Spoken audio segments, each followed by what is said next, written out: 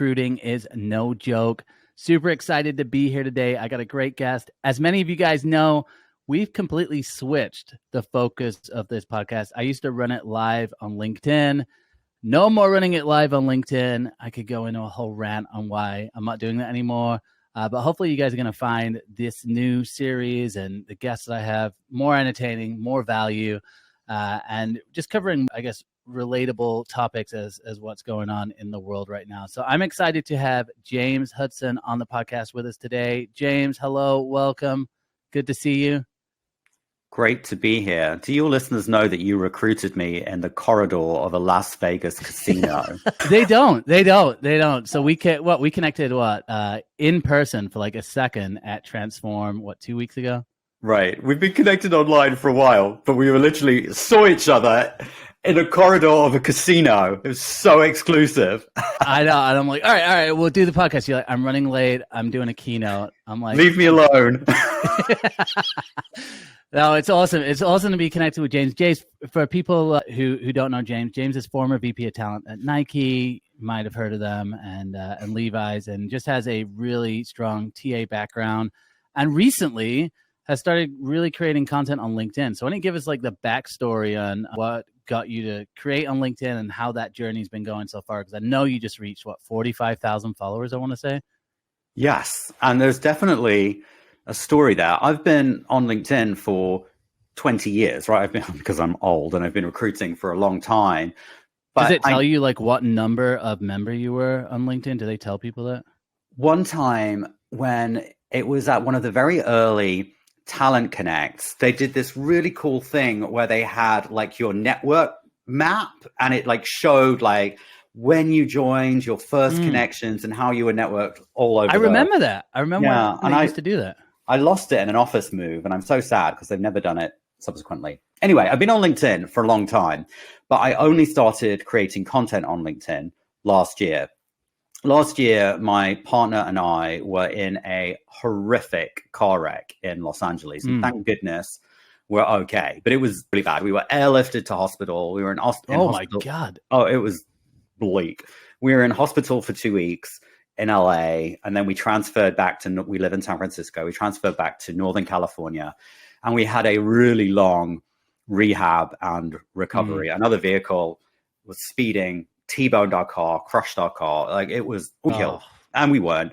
Could have had life-changing injuries, and we didn't. Like all of the bad stuff that, I mean, I wouldn't encourage anyone to be in a car wreck, but all of the bad stuff that could have happened, we actually were very, very lucky. Anyway, I found myself with a lot of time on my hands. And whilst I was and my partner's injuries were worse than mine, so I was taking care of him, but also spending far too much time on LinkedIn. And I realized that there had been almost like a gold rush of content creators, for want of a better word, coming to the platform and sharing that what was at best erroneous advice, and what was at worst just egregious clickbait around how the talent market operates. And I realized that I had pretty unique positioning to offer insight. I've been running talent acquisition teams in Fortune 500 environments for a long time. And for my first decade, I did a small digital startup in London that achieved unicorn status. So I spent a decade in a hyper-growth environment, and then I've spent another decade in Fortune 500s, and I've lived all over the world. So I do not profess to know it all or to have seen it all, but I've certainly seen a lot around how talent acquisition happens at scale. And so I started to write posts explaining that from the point of view of a talent acquisition professional. And I just found an audience really quickly. Within 6 months, my posts had reached like 7 million impressions. Wow. Like a lot of people had seen my stuff. And to your point, I amassed 45,000 followers pretty quickly. And then that led into, I now have a weekly column in Forbes where I write about careers and leadership, and that's published every Wednesday. So did that because of the content? Okay. Yeah, exactly. Well, I think it was a combination of things. You know, I went to business school. I've worked in Fortune 500 companies. So like I passed the Forbes test, right? From like my professional pedigree, for want of a better word. But also, I've never passed that smell test either, by the way. I'm still working on that one. We can help with that. Yeah. So, yeah, I think it was a combination of things, but it's been really nice to have an additional platform so that, I believe that what I'm putting out there is helpful, and for it to be able to reach a wider audience, I think is just a really great thing. Yeah, I love it. And look, guys, if you're not following James, you need to, because I think what's unique about your content is, number one, you know what you're talking about, which is unique on LinkedIn. And you know what you're talking about from experience, right? Like you've said, you're a leader, you've led teams, you've been in the space for a long time. But I also think that the way that you write is just relatable, and it's not, because there's a lot of people writing content right now, which, they're getting it from ChatGPT, or they're having AI write it for them essentially, or just a ghostwriter. But I think with your content, it's relatable. Like, you're also engaging a lot with the community, which we'll get into just a second, a post that you engaged with as well. But you're engaging a lot with the conversations, and also just making it at times like lighthearted content, right? So you're mixing in some humor in there, and just, I guess when I think of creating content and being a content creator, it's like you want to inform, educate, but you also want to keep in mind that like people have to read, and they want to be entertained at the end of the day, and they want content which they're going to get something from, but they're going to enjoy getting something from it as well. And so I think you do a great job with that. And we'll look at a couple posts too, which I know I use on TikTok, and people found really, really helpful. So why don't we get into this? I'm going to share my screen here for a second. This first post, which I want to look at, this was past week. Let me see. Here it is. So hopefully you can, James, you see it. We got Brandon here who said LinkedIn. I cannot see what you can see, so you're going to have to visually. You cannot see it. All right. Oh, no, I can. Now I can. Yeah. The technology is working for us. Good old Riverside FM. Shout out to Riverside. So Brandon, who I don't know if you guys know Brandon, but Brandon Jeffs, he creates a lot of content on LinkedIn as well. I actually really like his stuff. He says LinkedIn influencers slipping into their career coaching hustle. Real talk, though. What are your thoughts on in-house recruiters? Which I think is funny that he's lumping in-house recruiters and LinkedIn influencers together. Something else, but basically running career coaching and resume writing businesses on the side, and then he uses a Seinfeld GIF or GIF, whatever you want to call it, with Kramer sliding into the room, as people would slide into your DMs. And I was surprised. Like, this created a lot of conversation. Like, the post has 38 likes, but 115 comments. And just for you guys know, when you have more comments on a LinkedIn post than likes, you're usually using like some sort of engagement pod, or it's a really what's the word, like contentious, or like it's something that people talking essentially. People have a lot to say about it. Exactly. People have a lot to say. So we have I'm gonna read a couple of these. So Amy Miller, who most guys are gonna know Amy, says they're probably more qualified to do it than every other non-recruiter doing it these days. Amy's like actually defending recruiters with the career coaching. So I love that. And she says, personally, so then this is what she said, personally, I feel weird about possible conflict of interest. Why I do a lot for free. I want to help, but I don't want to get caught up in any issues, concerns with my employer, basically saying she doesn't want to create an issue. Then we have James Hudson. Heard of this guy? He says, gosh, I only wish there were. My objection is folks that have never worked in HR recruiting charging for these services. They're literally charging for their guesswork. Internal recruiters actually know how the process works, so who cares if they charge for that time, as Liz calls out. And I think this is Liz Schwerd who also commented on this. If I give my time away for free, that's a personal choice. But then we had people who were in disagreement. So I want to just chat about this for a second. I know I took a look, like you're offering some career services. So first of all, why do you think people were kind of opposed to this, and what was the arguments that came up that people were opposed to recruiters giving away, or not giving away, but charging for like career coaching and resume writing and those types of things? So there's definitely nuance here, which I think often obviously gets lost in fights in the comments and in social media generally. But also there's a lot of ill feeling and rightly so, towards the coaching and job search industry.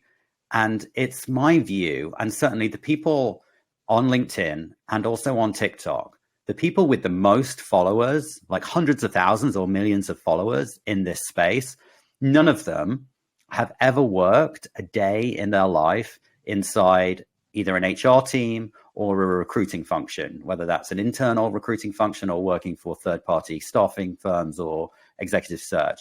The most prolific careers content creators who also charge money for their services have never done the job. And they're literally charging for guesswork or for clickbait or for snake oil. And I think that's why a lot of people feel strongly about this. They've paid thousands of dollars for services from what are essentially charlatans, and it's kind of gross. And so my argument was, if recruiters to make money on the side doing this, I would much rather that, because at least they're offering services from a position of expertise. And certainly for me, as in my individual situation right now, I recognize that I occupy a position of immense privilege in that I can choose to give my time away for free. Which and you do, right? That. I mean, you actually open up your calendar to people. Every Tuesday morning, I open my calendar for free coaching for anyone that's been impacted by a layoff, because I want to put good energy into the universe, and I am in a position of privilege that enables me to do so. That is my personal choice and my personal situation. Everyone's situation is different. I give away my time for free because I want to do what I can to counter this nonsense that's out there. But if recruiters that are earlier in their career want to charge for services, I would much rather see that than people paying thousands of dollars to these jokers who are literally making shit up. And that, that I object to. No, 100%. Let me have a little bit of issue here. I wonder if sharing that, and then we can edit this part out. Never mind. It is recording. I don't know what is up with my screen, but yeah, look, I think this is you, right? I see it all the time. So I don't see it as much on LinkedIn, if I'm honest, because I think the nice thing about LinkedIn is you link to your employer if you have an employer, or if you're self-employed. Obviously, that information's on there, but it's really easy to see people's professional background. But also, you have like a lot of recruiters on the platform.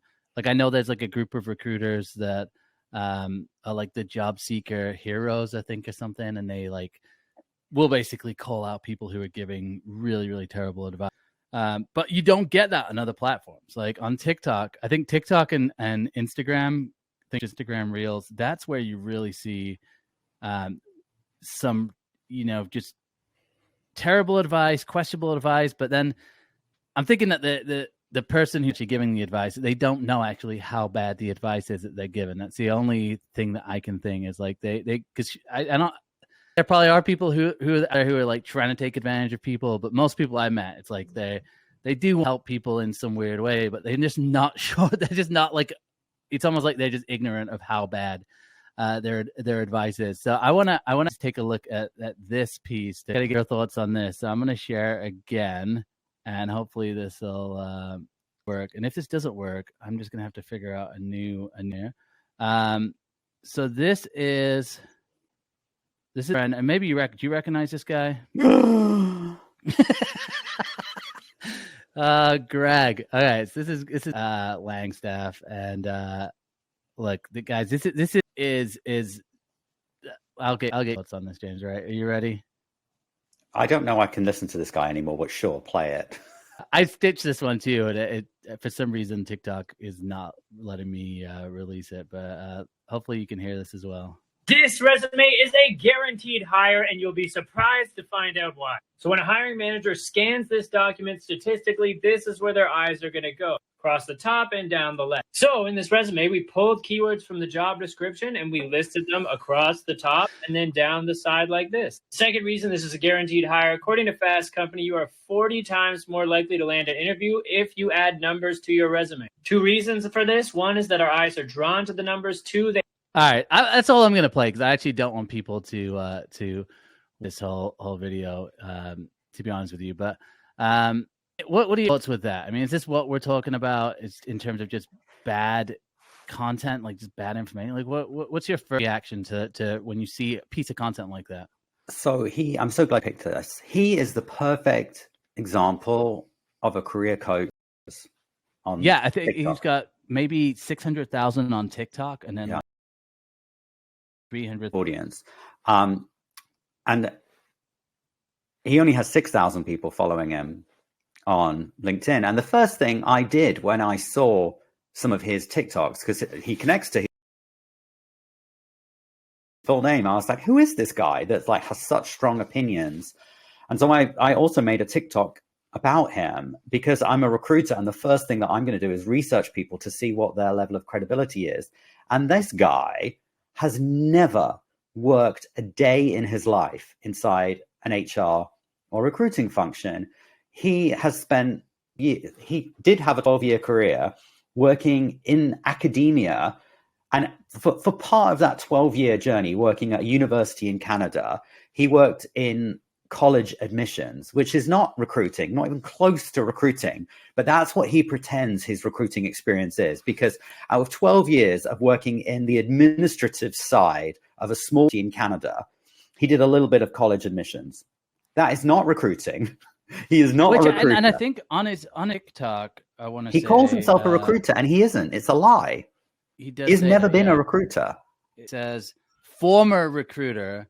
But then, like you said, I'm on his LinkedIn right now, and was a graduate assistant for assessment and student engagement.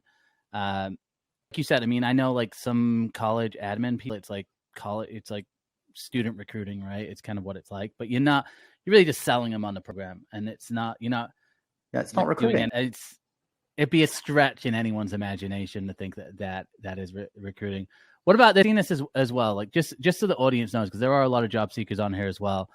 When people say things like this is guaranteed to get you a job, or like here's another one that I hear a lot, these 3 questions to add that will like guarantee you whatever, the job or the offer. What are your thoughts on people just making guarantee claims? I mean, you will never hear me speak in absolutes, either on TikTok, on LinkedIn, or in Forbes, because there is insanity to do so. There are so many variables to what goes into a hiring decision. My team at Nike, I had a team of 100 recruiters worldwide that hired 40,000 people a year. So there's a huge amount of volume that was within our purview. And you could ask any recruiter on my team, what would you do to guarantee to get hired? And no one would give you a straight answer to that, because it's impossible to say. It depends on the competitive set, the business unit, the hiring manager, the interviewing panel. All of that is variable. And so anyone that's saying do this or do that, speaking in absolutes, does not know what they're talking about. They don't. Yeah. They're trying to sell you something. Well, and this is where it just comes into like just experience within the space, because you just know.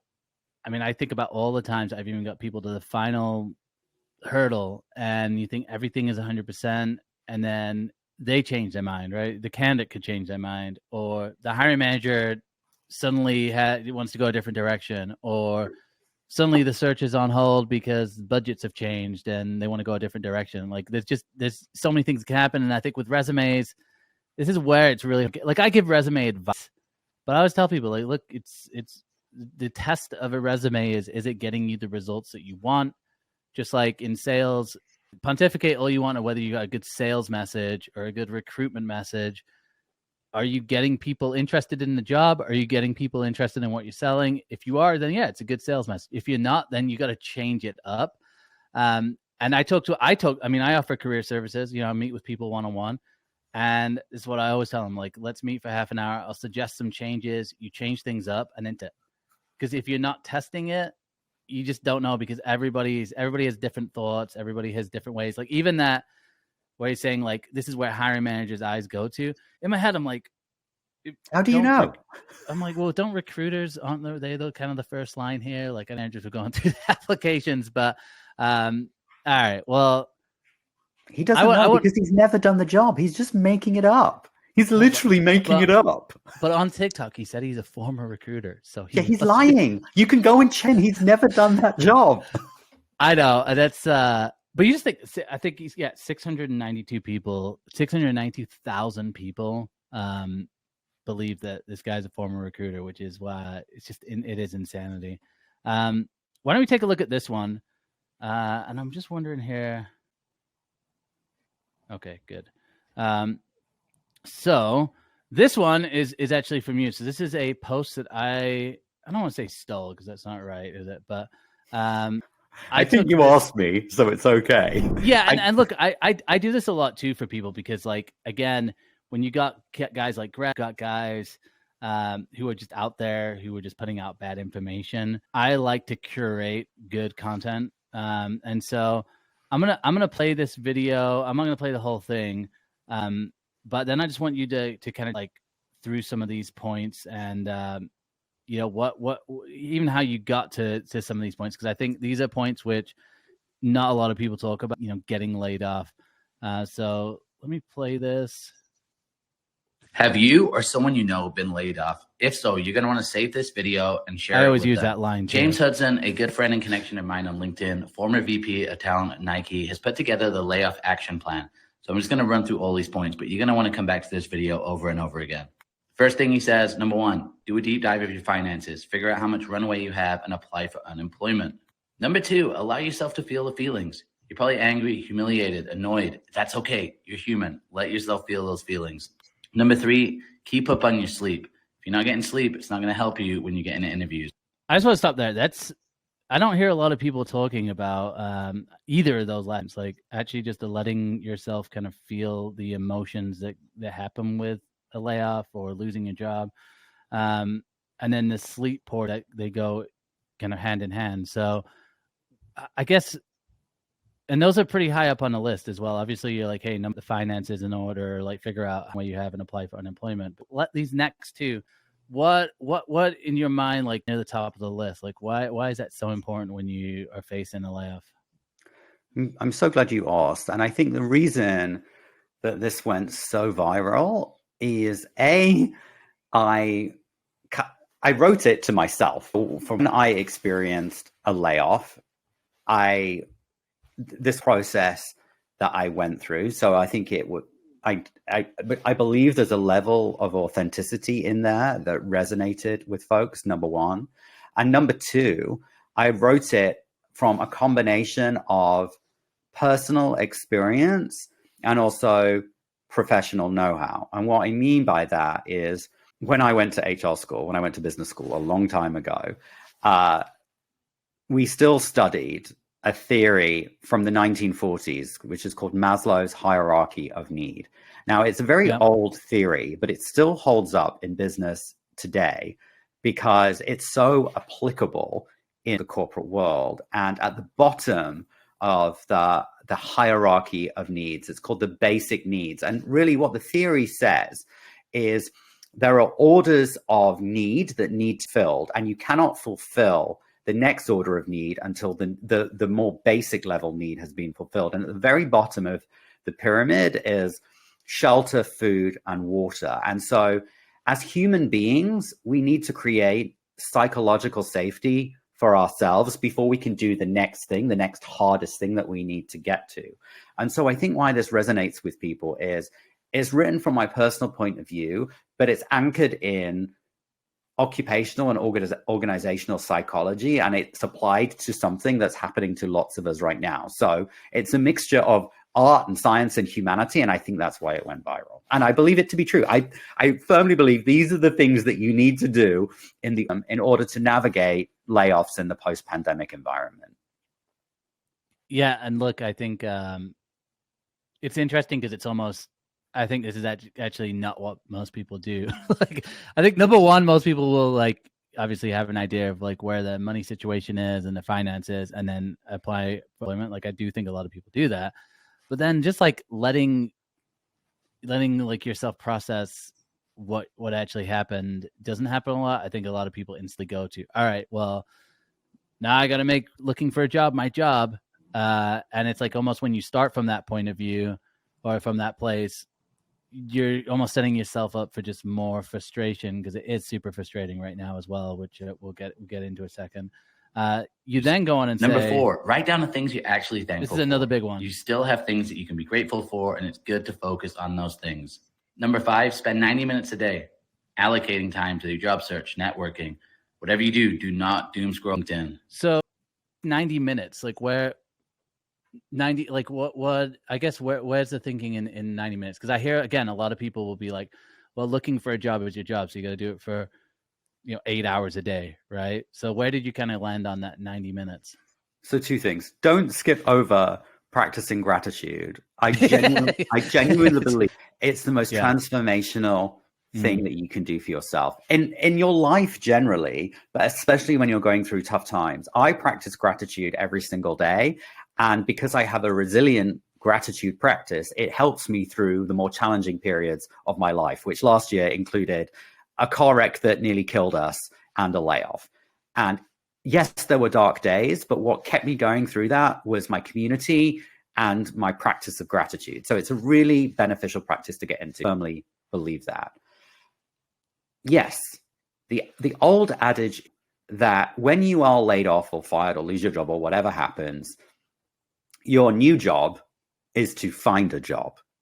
But what we forget is that you are the CEO of that job and you get paid hours and location and terms and conditions. And nobody says that a job has to be Monday to Friday, 9 to 5, 40 hours a week. We invented that 100 years ago and no one's thought to update it. No one says that that is the right way to do it. And when you are designing your own job, even if it's a shitty job of looking for a job, you get to decide what that looks like. So you have to set hours and you have to set boundaries for sure. But you do not need to sit in front of a desk for 8 hours a day, number one. And number two, once you get into the rhythm of your job search, I firmly believe that it is possible to do everything that you need to do within 90 minutes a day, maximum. You might even be able to do it in less than that. And look, being laid off is awful. I'm never going to pretend that it's not. But one of the few silver linings in that situation is the gift of time. And don't squander that gift of time by laboring under the assumption that you need to be chained to your desk 8 hours a day. You do not. You do need to do something every single day. And whether that's in a 90-minute block or 3 blocks of 30 minutes, like been done every day, there is benefit to being amongst the first applications to a new job that's posted or to jumping on a networking connection whilst it's what. There are things that you should be doing, every day, 5 days a week for sure, but it doesn't need to occupy your whole day.